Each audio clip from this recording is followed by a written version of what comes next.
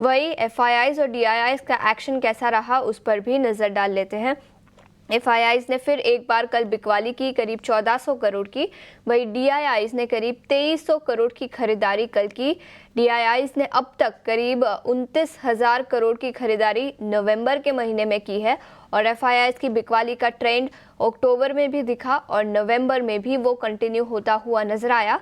कल भी करीब 1400 करोड़ के शेयर बेचे। इंडेक्स फ्यूचर्स में 350 करोड़ की खरीदारी, इंडेक्स ऑप्शंस में करीब 18,800 करोड़ की बिकवाली दिखी। स्टॉक फ्यूचर्स में 1165 करोड़ की खरीदारी, वही स्टॉक ऑप्शंस में करीब 622 करोड़ की खरीदारी कल के ट्रेडिंग सेशन में दिखी। लेकिन सब बड़ा सवाल अभी यही है कि एफआईआईज की बिकवाली का ट्रेंड कब बंद होता हुआ नजर आएगा। वही एफएनओ बैन के स्टॉक्स की बात करें तो 5 स्टॉक्स एफएनओ बैन में रहेंगे आज। Aarti industries, Aditya Birla fashion and retail, GNFC, granules और हिंदुस्तान कॉपर, तो इन 5 स्टॉक्स पर भी अपनी नजर रखें। कल के ट्रेडिंग सेशन में तो सुस्ती दिखी, लेकिन आज के लिए क्या रणनीति बनानी चाहिए वो बताने के लिए अब हमारे साथ डिम्पी जुड़ चुके हैं। Dimpy, good morning. बताएं आज के लिए कौन से लेवल्स पर हमें नजर रखनी चाहिए? Good morning Ashisha. देखिए, कल भी मार्केट्स के अंदर साइडवेज कंसोलिडेशन रहा। जैसे कल भी बात हो रही थी आपसे कि मार्केट नियर टू 200 डेमा के आसपास अपने आप को किसी तरह से मैनेज करने की कोशिश कर रहे हैं और ये बहुत इंपॉर्टेंट भी है।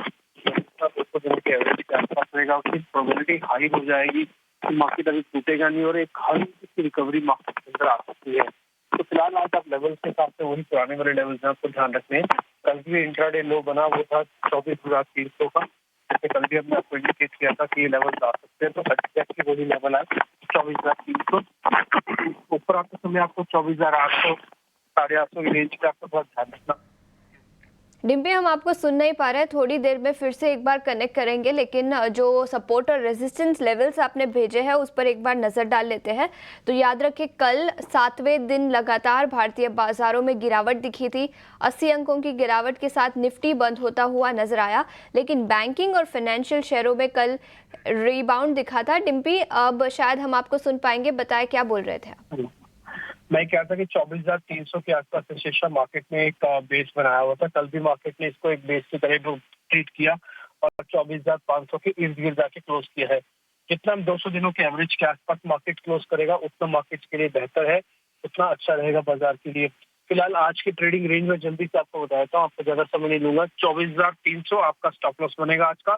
24,500, 800 आपकी रेंज है रेजिस्टेंस की ऊपर आते समय की। करना क्या है, कुछ भी नहीं करना, छोटे छोटे से लैब ट्रेड लेने, जैसे हम आपको हमेशा से गाइड करके आए हैं, आपको वैसे ही चलना है लैब ट्रेड के अकॉर्डिंग। इसमें कुछ ज्यादा बड़ा मोमेंटम मार्केट के अंदर अभी तो नहीं बनेगा। दूसरा आपने बैंक निफ्टी में, बैंक निफ्टी ने कल 184 पॉइंट जोड़े हैं और उससे पहले 70 पॉइंट जोड़े हैं। कहने का मतलब है कि 2 दिन में भले ही मार्केट चला नहीं है तो टूटा भी नहीं है बैंक निफ्टी के हिसाब से। तो बैंक निफ्टी में भी आप 50,000 का माफ कीजिए एक स्टॉप लॉस लगा के अभी भी सिस्टम में बने रहे।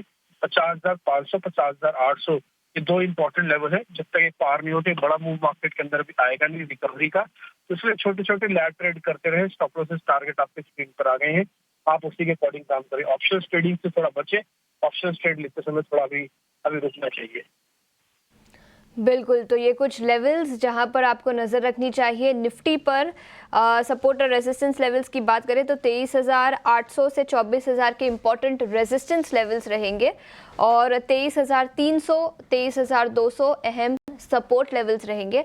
वही बैंक निफ्टी की बात करें तो 50,000 और 49,800 के इंपॉर्टेंट सपोर्ट लेवल्स और 50,500 से 50,800 ये 2 important resistance levels bank Nifty पर रहेंगे।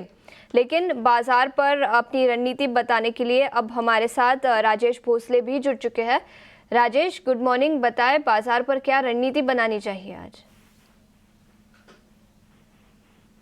Good morning Ashlesha. ओवरऑल अगर आप देखेंगे मार्केट का मोमेंटम जो है अभी भी नेगेटिव साइड पे है। कंसेक्यूटिव 7 सेशन के लिए हमने मार्केट में वीकनेस देखा है, तो शॉर्ट टर्म ट्रेडर्स के लिए अभी भी ट्रेंड नेगेटिव है। जब तक 23,600, 23,700 जो 200 डीएमए है उसके ऊपर हम लोग क्लोज नहीं देते, तब तक इंडेक्स स्पेसिफिक लॉन्ग्स जो है वो अवॉइड करने चाहिए। हैविंग सेड दैट 23,200 के आसपास काफी अच्छे लॉन्ग टर्म सपोर्ट हमें दिखाई दे रहे हैं। तो कोई भी फर्दर डिप आती है 23,200 के आसपास, तो वो लॉन्ग टर्म इन्वेस्टर्स के लिए काफी एक अच्छा लेवल्स रहेगा to buy quality stocks in a staggered manner. बिल्कुल, तो ये रणनीति इंडेक्स लेवल पर, लेकिन राजेश इसके अलावा स्टॉक स्पेसिफिक आइडियाज कौन से होंगे आज के लिए? देखिए कल के सत्र में हमने देखा था कि ग्रासिम के स्टॉक ने एक इंट्राडे जो रेंज था उसको ब्रेक किया था। और ग्रासिम का अगर आप चार्ट देखें तो लास्ट कुछ हफ्तों से अगस्त के जो लोज है अराउंड 2500 के आसपास, तो वहाँ पे सपोर्ट ले रहा है जो 200 डीए में भी है। कल एक रेंज ब्रेकआउट देखने को मिला था विद स्ट्रॉन्ग वॉल्यूम्स, तो एक्सपेक्ट करते हैं कि ग्रासिम में यहाँ से काफी अच्छा एक बाउंस आ सकता है। तो ग्रासिम को बाय किया जा सकता है 2469 के स्टॉप लॉस से, और जो नियर टर्म टारगेट्स होंगे वो होंगे 2610 के। तो यहाँ पे काफी अच्छा रिस्क रिवॉर्ड है ग्रासिम में, तो बाय किया जा सकता है।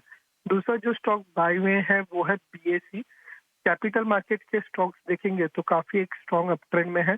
बीएसई का भी चार्ट अगर आप देखें तो higher top higher bottom structure में कंटिन्यूसली ट्रेड कर रहा है। एंड कोई भी जो डिप आ रहा है तो डिप में 20 डे ईएमए पे सपोर्ट लेके बाउंस कर रहा है।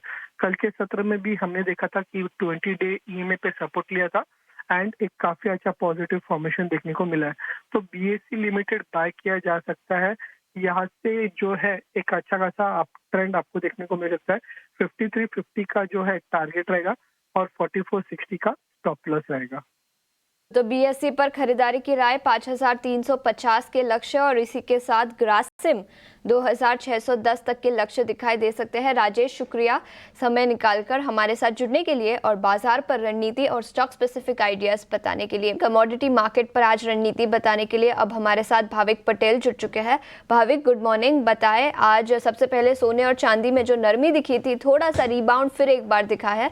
सोने और चांदी कौन से लेवल्स पर अपनी नजर रखें? Good morning. लास्ट वीक हमने देखा था कि लगातार 6 ट्रेडिंग सेशंस में सोने 4.5% की गिरावट देखने को मिली, और अभी लग रहा है कि 2600 का एक सपोर्ट बेस बन चुका है।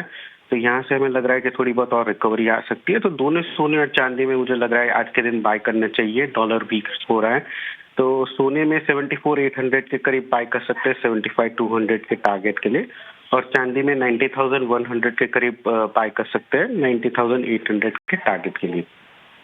के अलावा बेस मेटल्स और क्रूड ऑयल, यहाँ पर क्या रणनीति होगी?